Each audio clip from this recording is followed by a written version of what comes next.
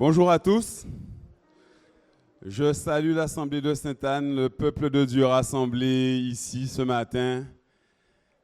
Et je vous exprime ma joie de vous retrouver ce matin, d'être là, d'avoir le privilège de vous emmener, de nous emmener vers dans ce moment d'adoration. Merci d'être là. Je suis content vraiment de vous voir. Je vois les visages souriants, radieux. Ouais, j'en vois quelques-uns quand même. Et je voulais qu'on lise un passage dans Psaume 34, du verset 2 au verset 8. Et voilà, je voudrais qu'on le lise tous ensemble. Est-ce que je vous invite à vous mettre debout, qu'on puisse partager cette lecture, la dire ensemble.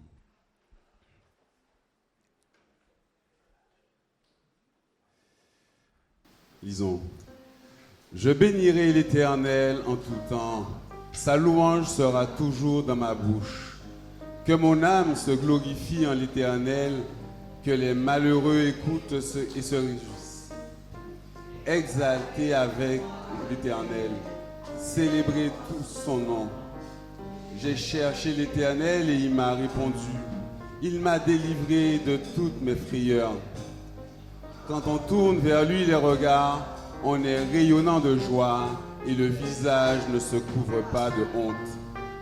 Quand le malheureux crie, l'Éternel entend, sauve de toutes ses détresses. L'ange de l'Éternel campe autour de ceux qui le craignent et il les arrache du danger. Amen. On passe des moments difficiles, souvent, mais le Seigneur délivre toujours.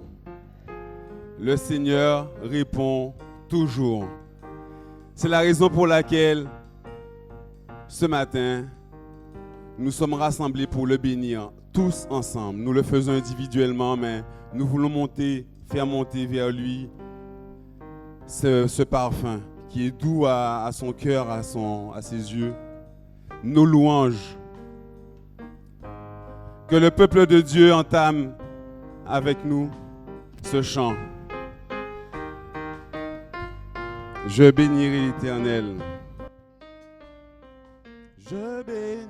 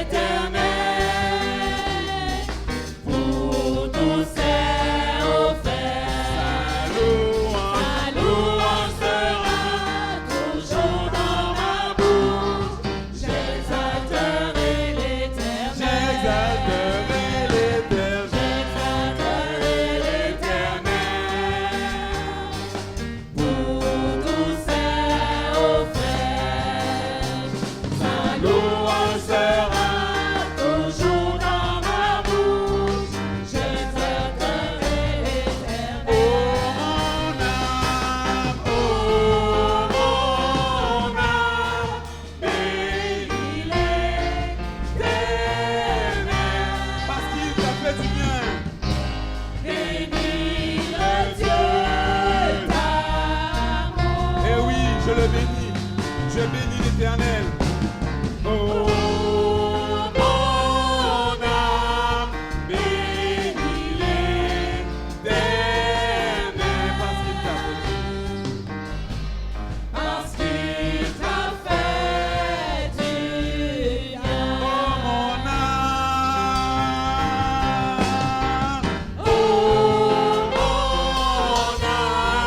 bénis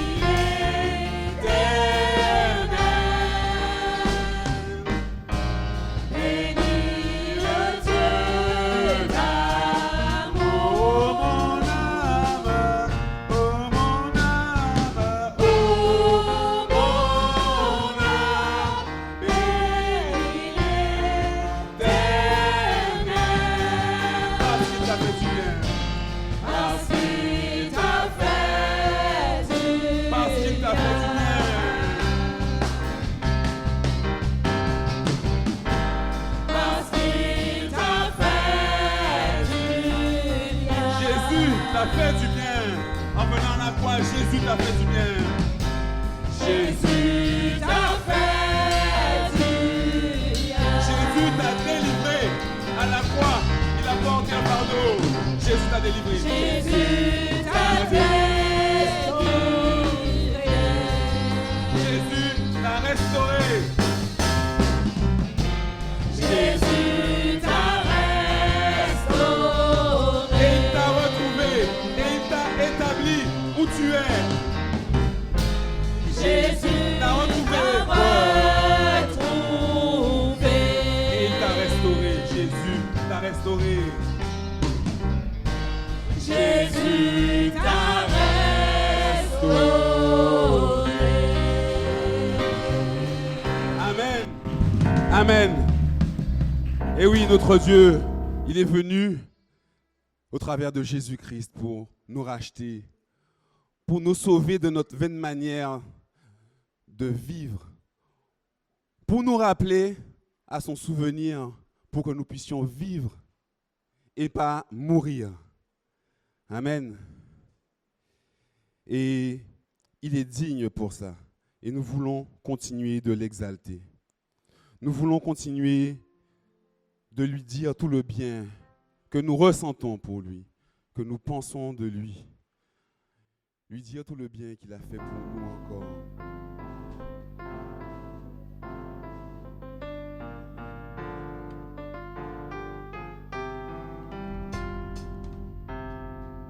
Il est exalté, le roi est au-dessus des cieux. Je veux le louer, il est élevé à jamais, exalté, et je loue son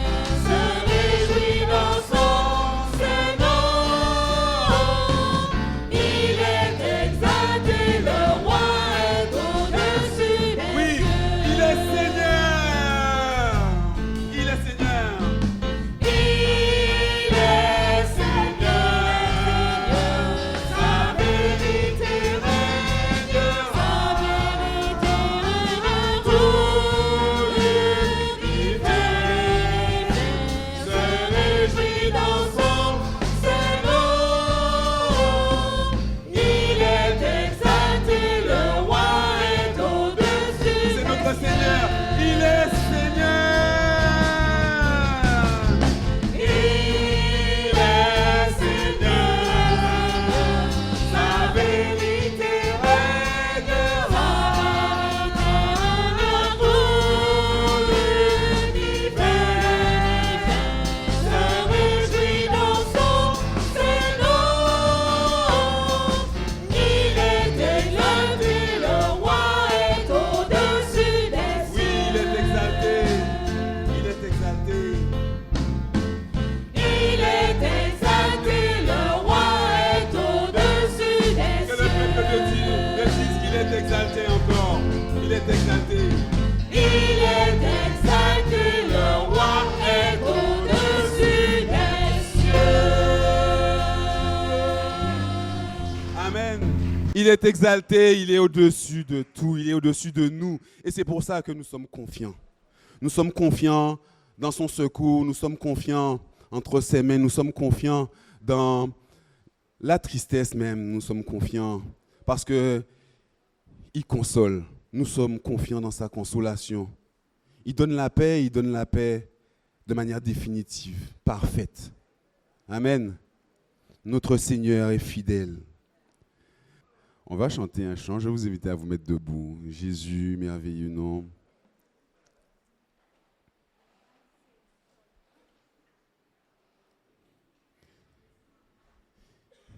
Et oui, il est couronné, il est au-dessus des cieux. Il règne à jamais. Il est rayonnant de majesté.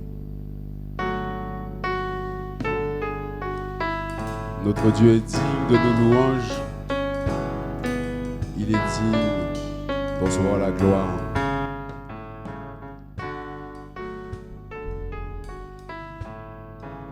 Amen. Couronné. Couronné, rayonnant de majesté, tout l'univers proclame ta grandeur.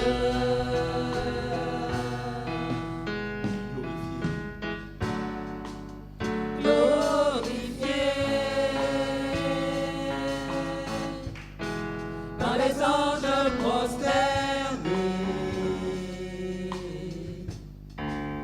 tu es assis à la droite du Père. Merveilleux nom que celui de Jésus. Jésus, merveilleux nom, qui est semblable à toi, ô Dieu. Jésus, ton précieux nom est digne d'hommage. Nous sommes captivés par sa beauté. Captivé par l'éclat de ta beauté, nous voix s'élèvent pour te rendre gloire. Jésus, Jésus, merveilleux nom, qui est semblable à toi, ô Dieu. oh Jésus, ton nom est précieux. Jésus, ton précieux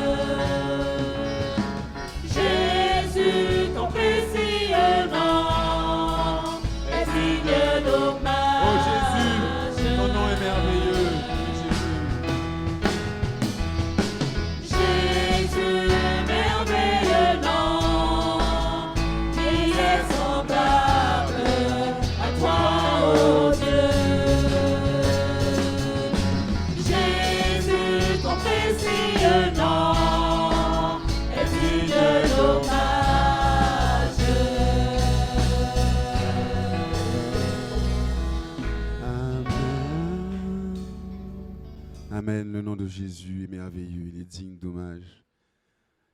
Alors, je vais laisser la place à notre frère Sian qui va nous apporter ce qu'il a préparé pour ce que Dieu a mis sur son cœur pour nous, ce qu'il a préparé évidemment. Donc mon frère, je te laisse la place. Soyez bénis à l'écoute de notre frère, restez attentifs. Alors bonjour, frères et sœurs de Sainte-Anne. J'ai vu afficher un verset. Si un homme riche voit son frère dans le besoin et lui ferme son cœur, l'amour de Dieu ne peut être présent dans lui. On n'a pas besoin d'être riche pour témoigner de l'amour de Dieu. Parce que nous sommes déjà riches en Dieu. Alors pour le message, je vous invite à ouvrir dans l'Évangile de Matthieu au chapitre 24. Matthieu chapitre 24, et je ferai la lecture dans les versets 1 à 4, et puis nous irons lire le verset 12. Matthieu 24, 1 à 4, où il est dit, comme Jésus s'en allait au sortir du temple, des disciples s'approchèrent pour lui en faire remarquer les constructions. Mais il leur dit, voyez-vous tout cela? Je vous le dis en vérité, il ne restera pas ici, pierre sur pierre, qu'il ne soit renversé. Il s'assit sur la montagne des Oliviers, et les disciples vinrent en particulier lui faire cette question. Dis-nous, quand cela arrivera-t-il, et quel sera le signe de ton avènement et la fin du monde? Jésus leur répondit, prenez garde. Alors je m'arrête là. Prenez garde, je ne continue pas le verset. Et nous irons dans le verset 12. Jésus continue ses paroles et il dit au verset 12, et parce que l'iniquité se sera accrue, la charité du plus grand nombre se refroidira. Je me souviens, l'avant-dernière fois quand je suis venu ici, certainement vous vous en souvenez, j'ai prêché sur l'évangile de Luc, le chapitre 12, dans les versets 35 à 40, et j'avais donné comme titre « Attention à la surprise ». Vous vous souvenez de cela? Il y a déjà 3 ou 4 mois. Attention à la surprise, en préparation pour le retour de Jésus. Et j'ai donné comme thème, j'ai choisi la thématique de cette prédication ce matin, quel amour à la fin des temps. Ça me vient parfaitement, ce verset-là. Je ne l'ai pas dit aux frères, mais Dieu fait parfaitement bien tout ce qu'il fait. Quel amour à la fin des temps? Une question cruciale qui pour nous interpeller profondément sur la qualité, la valeur, la richesse de l'amour dans les temps où nous sommes parvenus. Vous savez que Jésus parle de ce qui se passe à la fin des temps. Dis-nous quand cela arrivera-t-il et quel sera le signe de ton avènement. Et je constate dans le verset premier, oui, comme Jésus s'en allait au sortir du temple, ses disciples s'approchèrent pour lui en faire remarquer la construction. Ils sont fiers, ils sont contents, mais regarde ça un peu, ce beau bâtiment-là. Tu n'as jamais fait attention à ça? Regarde les colonnes, ce beau bâtiment-là. Nous voyons l'enthousiasme, la fierté des disciples de présenter au Seigneur leur magnifique temple. Ils sont contents Ah, hein, on va lui présenter ça. Regarde ça un peu devant toi. Ah, tu n'es pas ébloui de voir cette magnifique construction devant toi. Et dans le verset 2, Jésus, la réponse de Jésus déclenche un profond sentiment de crainte et d'inquiétude en eux. Regarde ce qu'il dit. Mais il leur dit, voyez-vous tout cela?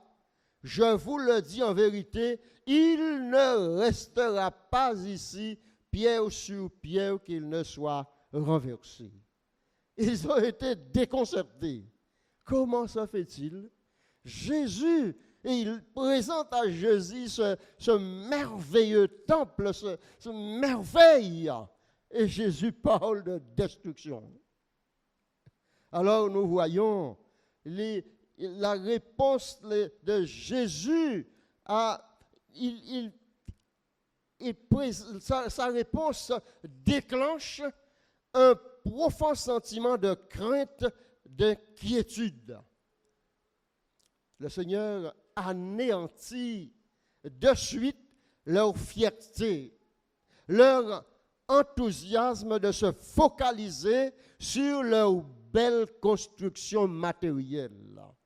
Ils détournent le regard de la construction terrestre pour les permettre de retourner à la construction spirituelle, surtout dans la fin des temps où nous sommes aujourd'hui.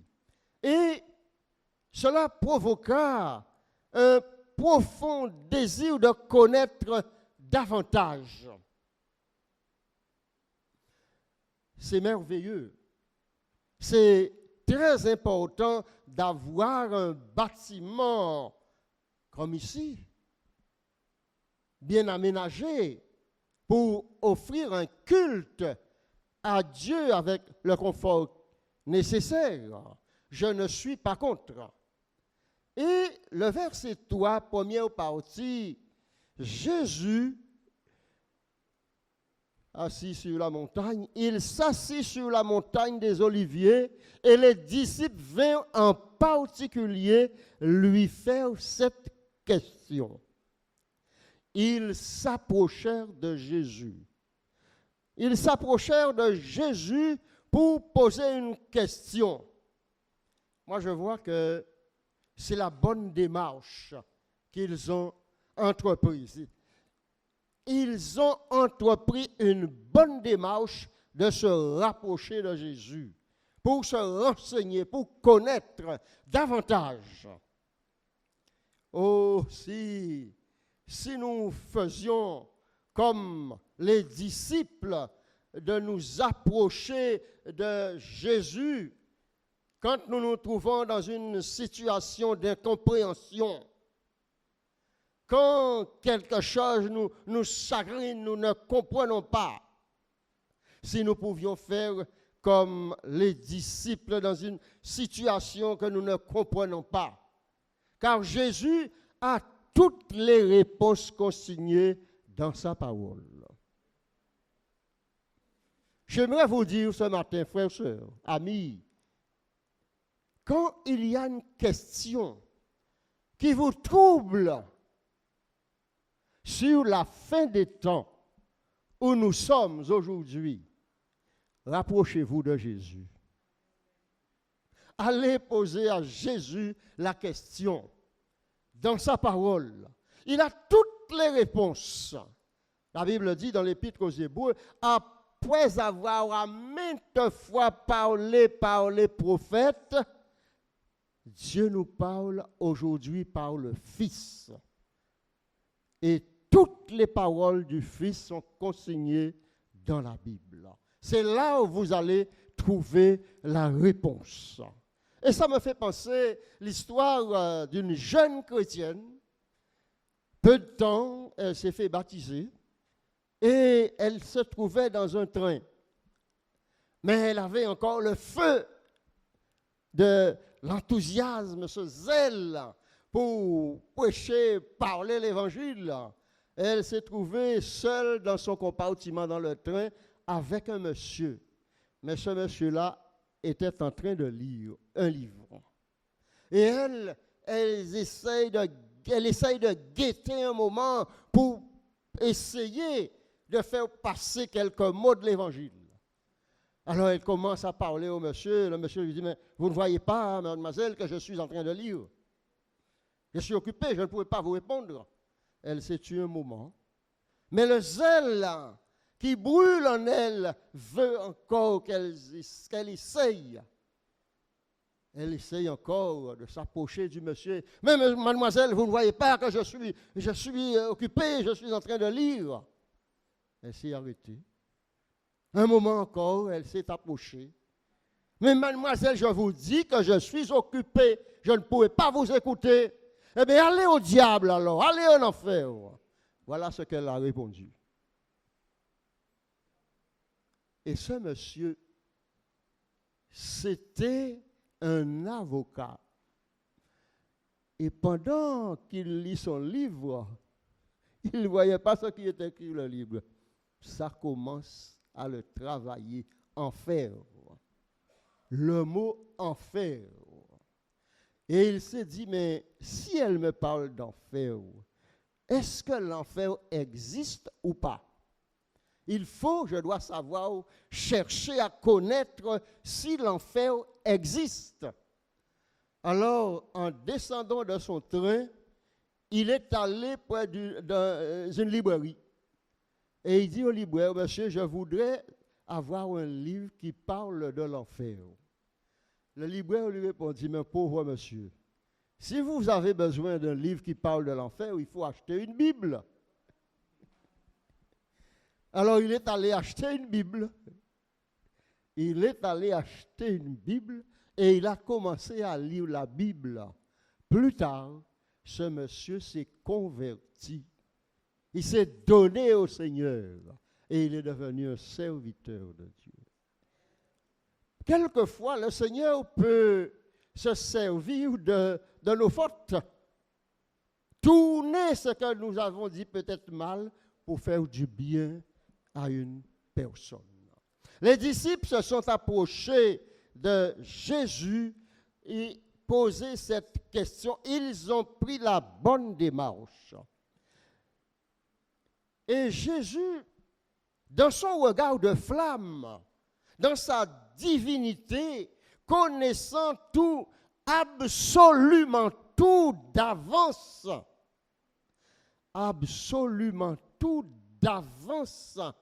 le passé, le présent, le futur, rien n'échappe à sa connaissance. Il connaît tout, Jésus. Et il commence à donner des indications précises sur le déroulement de la fin des temps à l'échelle mondiale. Dans ce texte-là, Jésus commence à donner des précisions à la suite des questions des disciples. Il commence à leur donner des précisions sur le déroulement de la fin des temps à l'échelle mondiale. Et au deuxième partie du verset 3, les disciples disent, dis-nous quand cela arrivera-t-il et quel sera le signe de ton avènement et de la fin du monde. Nous comprenons la frayeur des disciples. Ils ont été effrayés, déconcertés d'entendre ce que Jésus dit dans le verset 2. Et dans le verset 4, Jésus commence à leur donner quelques précisions et il commence par une puissante parole. Prenez garde. J'ai consulté 3 versions différentes de la Bible sur ce verset. Elles disent toutes la même chose. prenez garde. Prenez garde, frères et sœurs. Prenez garde du temps où nous vivons aujourd'hui. Faites attention au temps que nous vivons aujourd'hui. Par cette déclaration du Seigneur, le Seigneur est en train de les secouer, de les réveiller dans leur crainte, de leur inquiétude pour les ramener dans la réalité de ce qui se passera à la fin des temps. Jésus va leur parler des dangers imminents,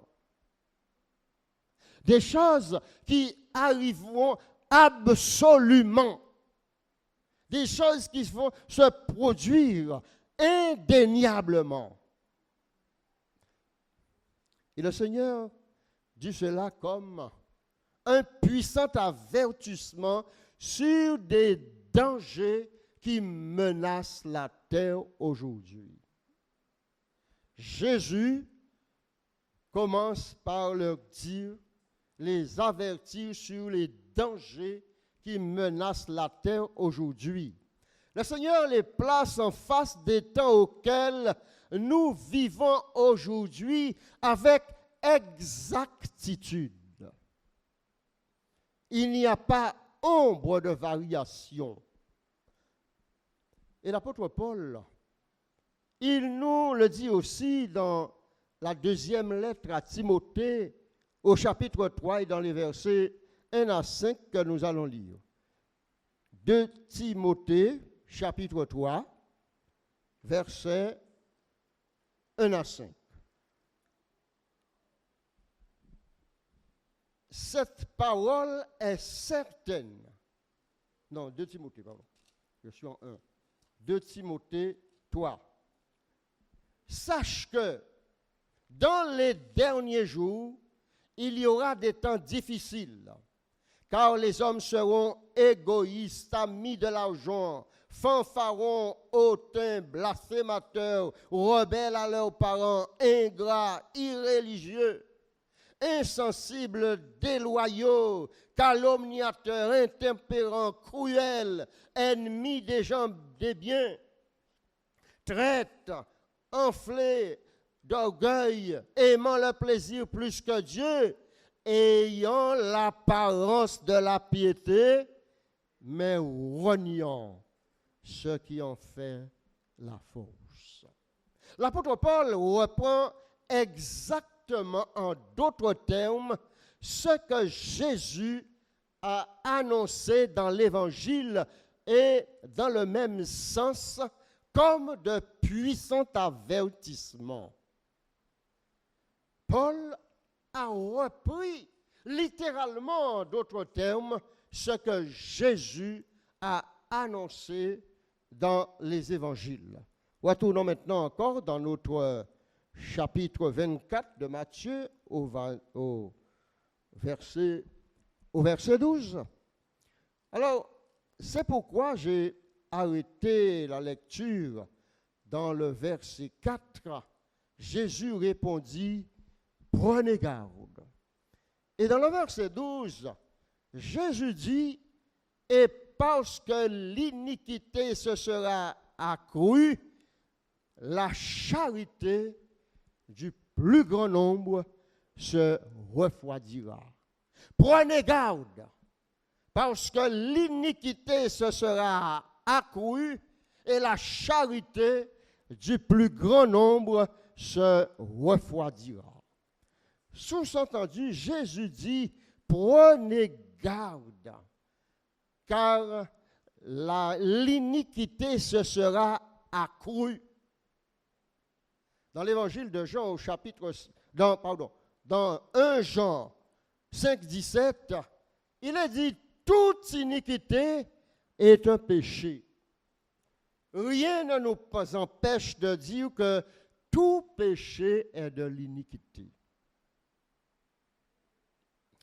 Et l'apôtre Paul dit en 2 Thessaloniciens, chapitre 2, verset 7, que le mystère de l'iniquité agit déjà.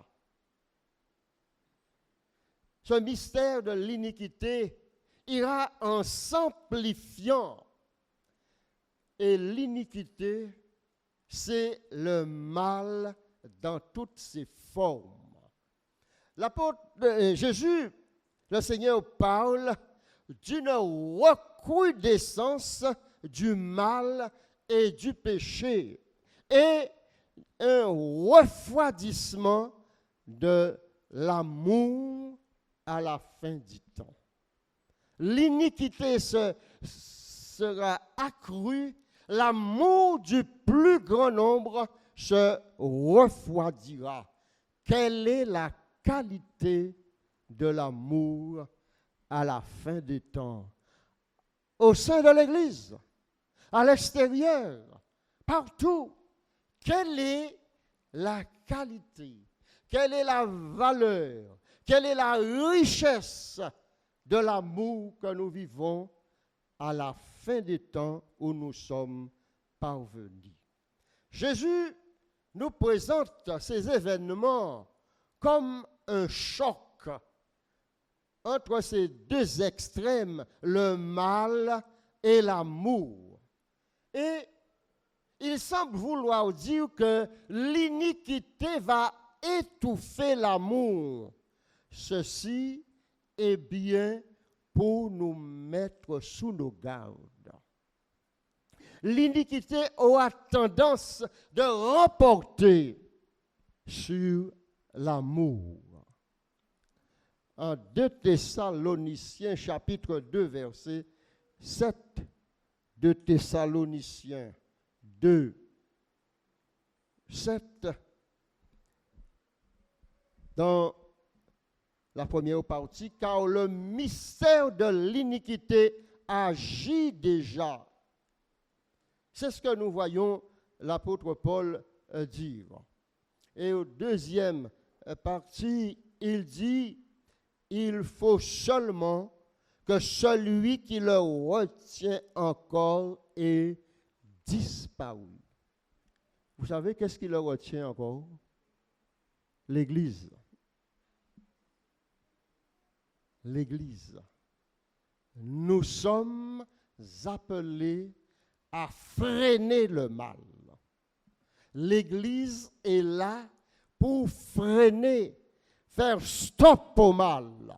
Mais quand l'Église sera disparue, Jésus aura pris son Église, l'iniquité ira en s'amplifiant davantage. C'est ce que Paul voulait dire. Nous voyons que les deux épîtres de Paul aux Thessaloniciens ont été écrites par l'apôtre Paul au début des années 50 après Jésus. Et Paul nous enseigne que déjà que l'augmentation de l'iniquité n'est pas un événement à venir. Il dit l'iniquité agit déjà là, depuis au temps de l'apôtre. Le mystère de l'iniquité agit déjà. Ce n'est pas nouveau. Mais ça ira en s'amplifiant davantage. Qui peut contredire ça aujourd'hui? Qui peut nier cela? C'est indéniable ce que nous voyons aujourd'hui. Personne ne peut le contredire. Maintenant, dans notre texte, Matthieu, chapitre, deuxième partie du verset 12, dans notre texte de Matthieu, considérons cette deuxième partie du verset 12, car la charité du plus grand nombre refroidira. Mais allons lire dans Matthieu 22, 35 à 39. Matthieu 22, 35 à 39. Et l'un d'eux, docteur de la loi, lui fit cette question pour l'éprouver. Maître, quel est le plus grand commandement de la loi? Jésus lui répondit, tu aimeras le Seigneur ton Dieu de tout ton cœur, de toute ton âme et de toute ta pensée. C'est le premier et le plus grand commandement. Et voici le second qui lui est semblable, tu aimeras ton prochain comme toi-même. Jésus, en face de ses détracteurs, et l'un d'eux lui posa cette question piège. Jésus répondit par l'amour vertical, en relation avec Dieu, l'amour vertical, pour cultiver cette relation personnelle, intime, cet amour avec Dieu. Et ensuite, en même temps, il répond aussi par l'amour horizontal en relation avec son prochain. Et ce sont les deux plus grands commandements. En réalité, ils forment qu'un seul commandement. Parce qu'ailleurs, l'apôtre Paul dit, l'amour, c'est l'accomplissement de la loi. Il nous est impossible d'aimer Dieu si nous n'aimons pas notre prochain. Impossible. Lisons d'ailleurs en 1 Jean 4, 20 et 21. 1 Jean 4, 20 et 21.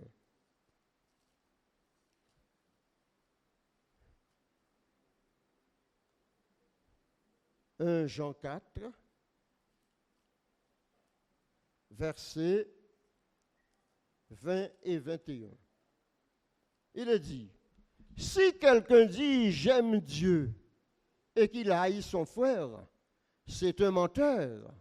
Car celui qui n'aime pas son frère qu'il voit, comment peut-il aimer Dieu qu'il ne voit pas? » Impossible. L'amour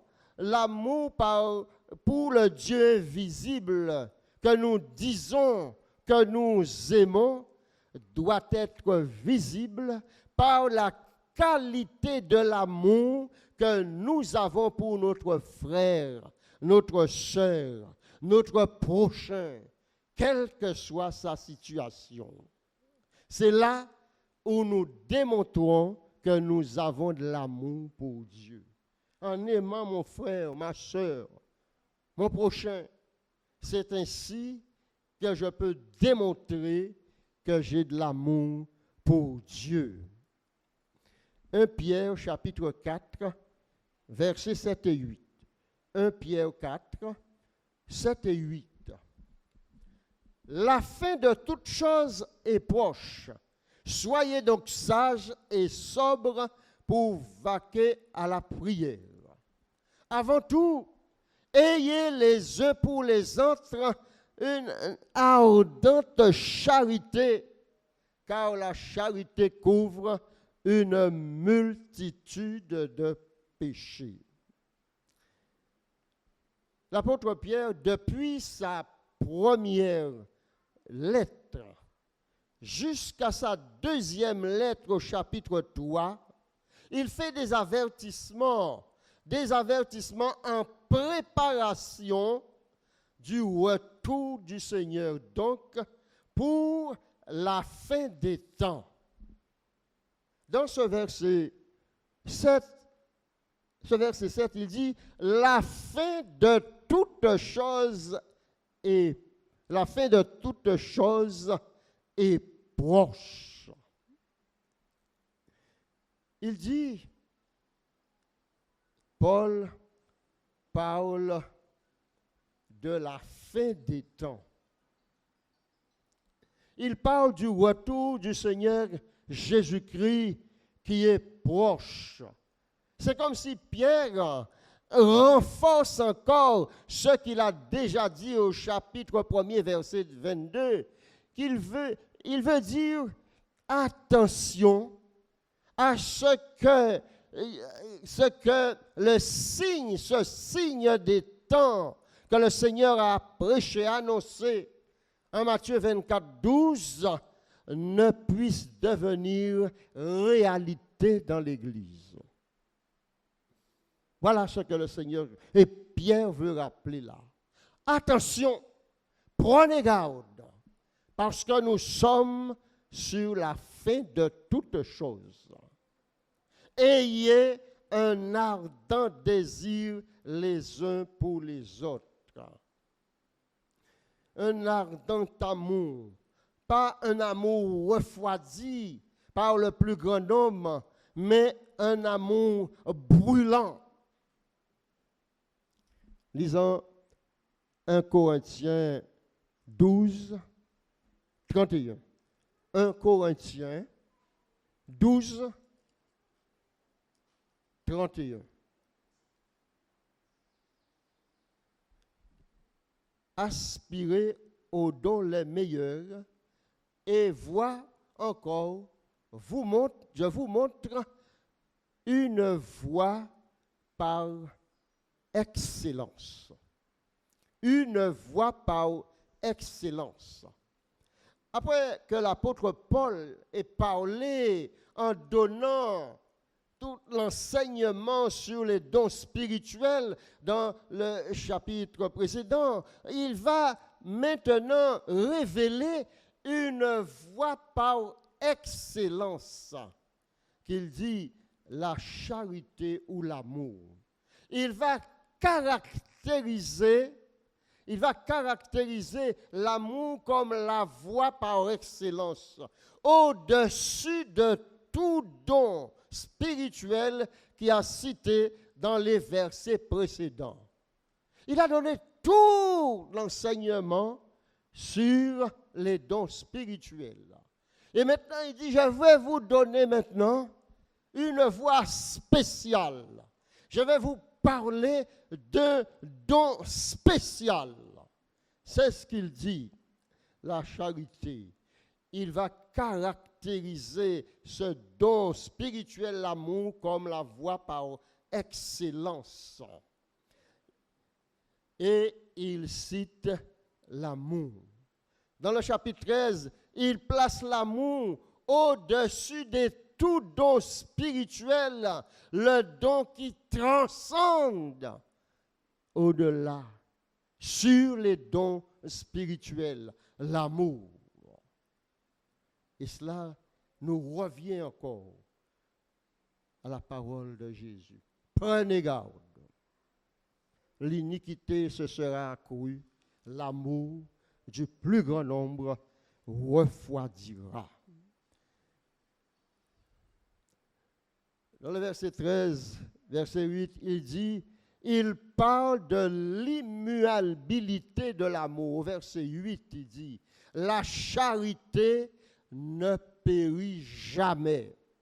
Les prophéties prendront fin, les langues cesseront, la connaissance disparaîtra, mais l'amour ne périt jamais. Jamais l'amour ne périt. Mes amis, frères, sœurs. Et à la fin du verset 13, Paul dit ceci. Maintenant donc ces trois choses demeurent, la foi, l'espérance, la charité, mais la plus grande de ces choses, c'est la charité ou l'amour, mes amis. Ardent désir, un désir, un amour brûlant qui dure éternellement. 1 Jean 3, 18.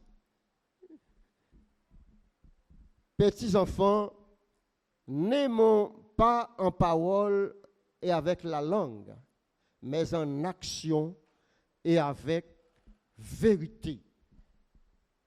L'apôtre Jean nous invite à combattre un amour passif, mais cultiver un amour actif. Quelle doit être la qualité de l'amour qui doit se manifester depuis toujours et davantage à la fin des temps. Petits enfants, n'aimons pas en parole et avec la langue, mais avec action.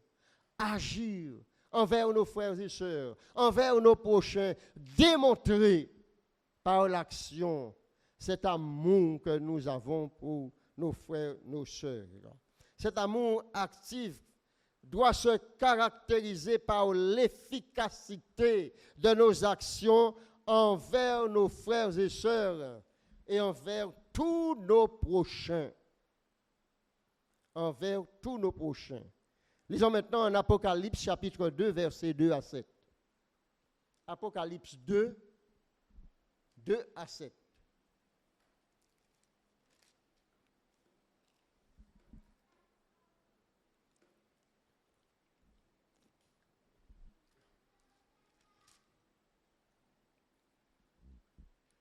C'est Jésus qui parle, il dit, « Je connais tes œuvres, ton travail et ta persévérance. Je sais que tu ne peux supporter les méchants et que tu as éprouvé ceux qui se disent apôtres et qui ne le sont pas et que tu les as trouvés menteurs. Mais que tu as de la persévérance, que tu as souffert à cause de mon nom et que tu ne t'es point lassé. Mais ce que j'ai contre toi, c'est que tu as abandonné ton premier amour. Souviens-toi donc dont tu es tombé, reprends-toi et pratique tes premières œuvres, sinon je viendrai à toi et j'ôterai ton chandelier de sa place, à moins que tu ne te repentes. » C'est la première lettre que le Seigneur adresse aux 7 églises. Et nous savons que ces églises représentent toute l'église locale à la fin des temps. Le Seigneur fait un reproche à l'église d'Éphèse, qui est un puissant avertissement pour toutes les églises locales aujourd'hui. Le Seigneur dit, « Je connais tes œuvres, je connais toute ta vie. » Il connaît toute la vie de cette église, toutes ses activités. Le Seigneur connaît toutes les bonnes œuvres de l'église d'Éphèse. Vérifions ça en Éphésiens 1,15. Éphésiens, chapitre 1er, et au verset 15.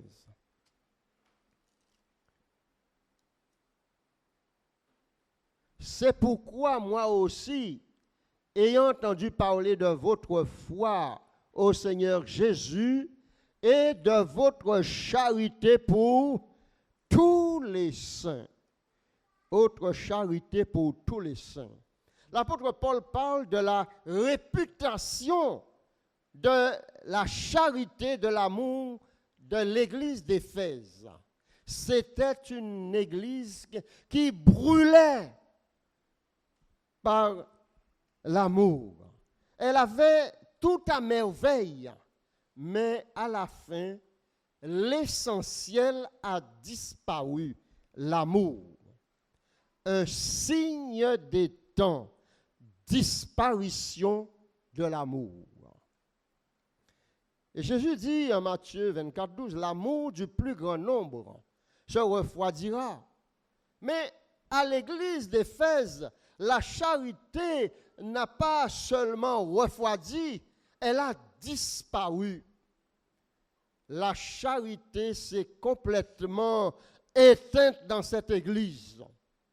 Et au verset 5 de l'Apocalypse chapitre 2, Apocalypse chapitre 2, verset 5, il est dit ceci, nous voyons dans ce verset que le Seigneur donne le remède sous 3 formes d'exhortation.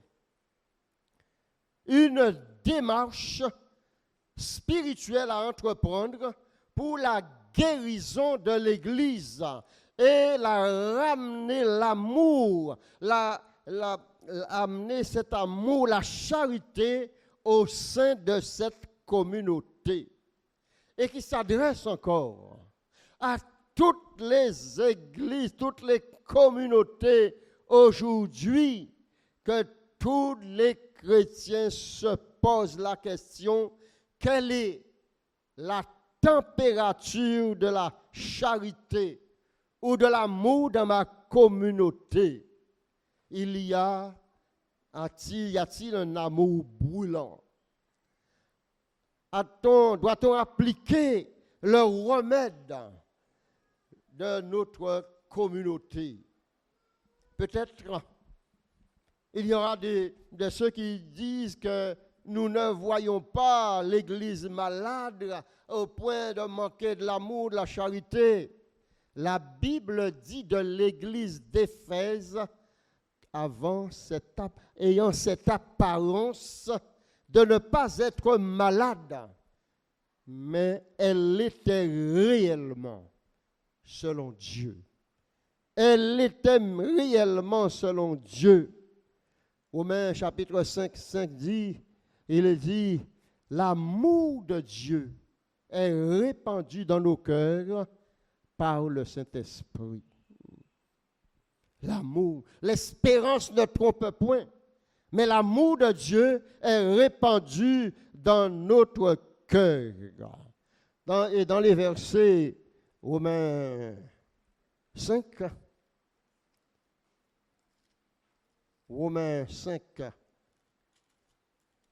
voilà, et 5, et il est dit dans le verset 3 et 4, bien plus, nous nous glorifions même des afflictions, sachant que l'affliction produit la persévérance, la victoire dans l'épreuve, cette victoire, l'espérance. Or, l'espérance ne trompe point, parce que l'amour de Dieu est répandu dans notre cœur.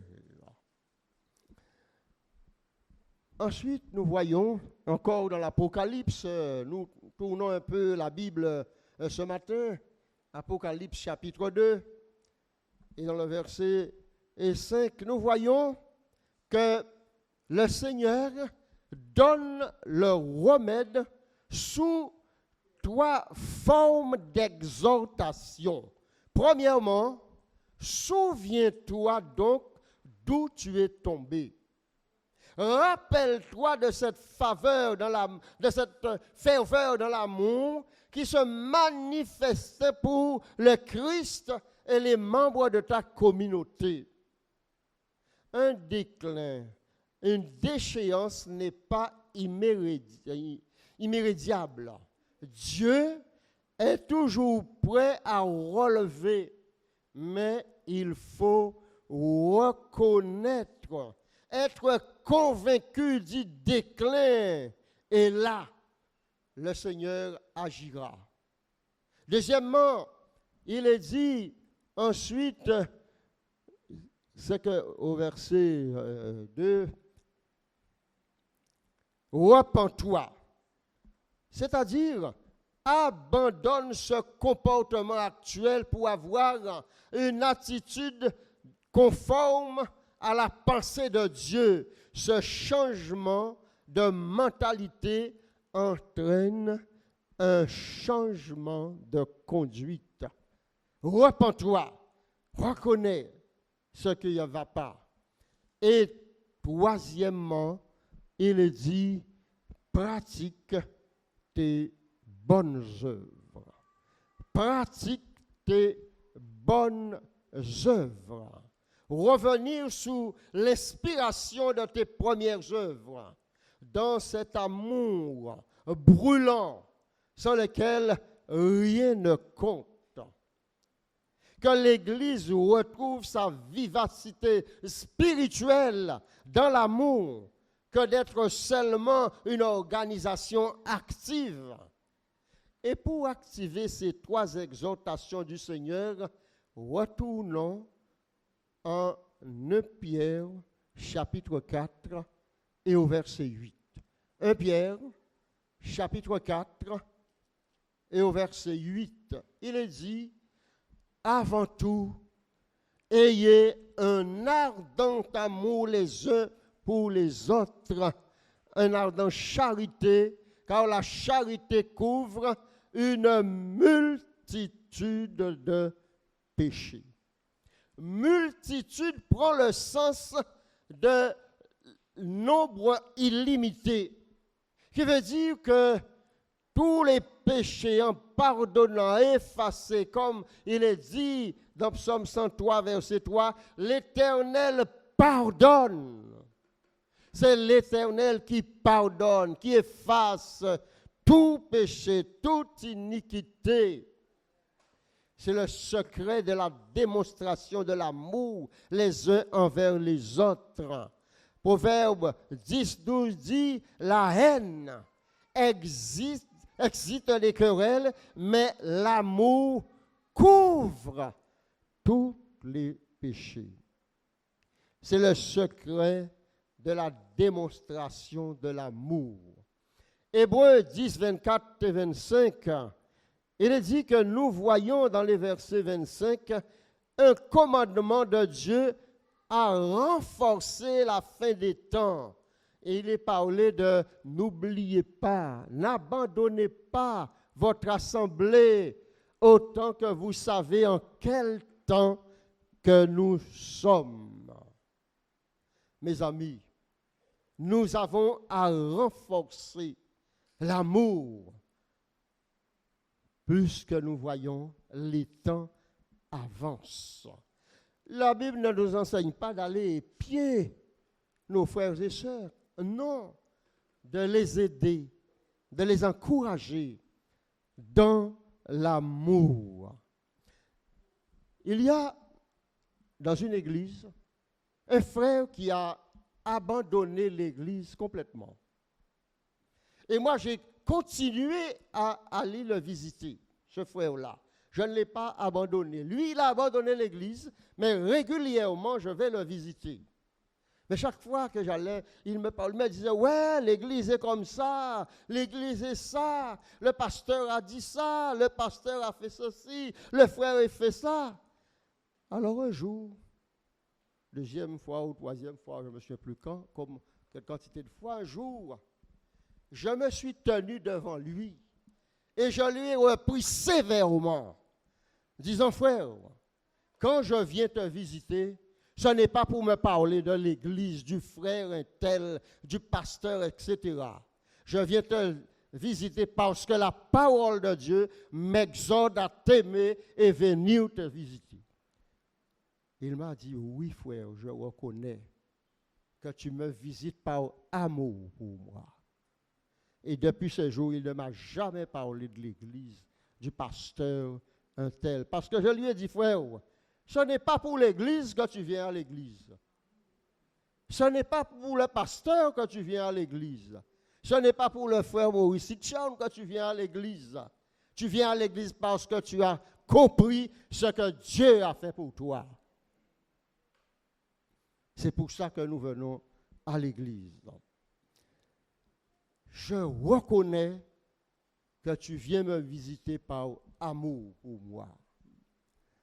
2 Corinthiens 5,14 dit, l'amour de Christ nous presse pour annoncer l'évangile. Le plus grand amour que nous pourrions témoigner à une personne, c'est lui présenter le salut en Jésus. C'est ça. Pourquoi?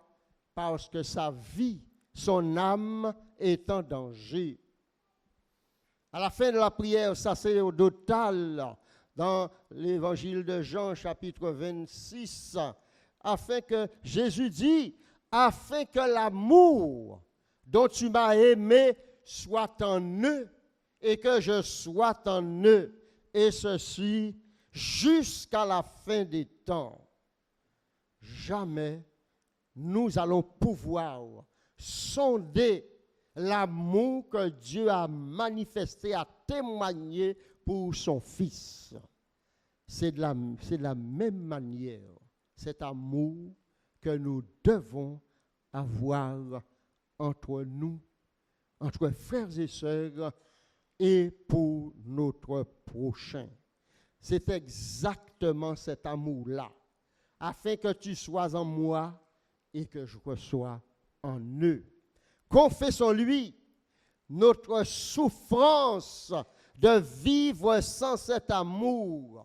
Avouons-lui notre cœur en toute simplicité. Ouvrons-lui notre cœur en toute simplicité et qu'il puisse entrer et mettre son amour dans notre cœur.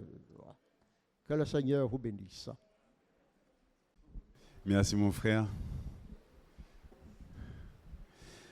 Voilà, notre rencontre, notre moment prend fin sur ce message. Encourager pour manifester l'amour, générer de l'amour, parce qu'on en a reçu avec abondance. Merci mon frère. Et puis cette semaine-ci, soyons abondants en amour, n'est-ce pas, comme on l'a fait, comme on le manifeste auprès de nos frères à différentes occasions et sœurs. Voilà, cette semaine-ci, soyons prolifiques. Alors, je vais prier pour que nous quittions, pour que nous puissions rentrer et commencer cette nouvelle semaine. Je vous invite à vous mettre debout.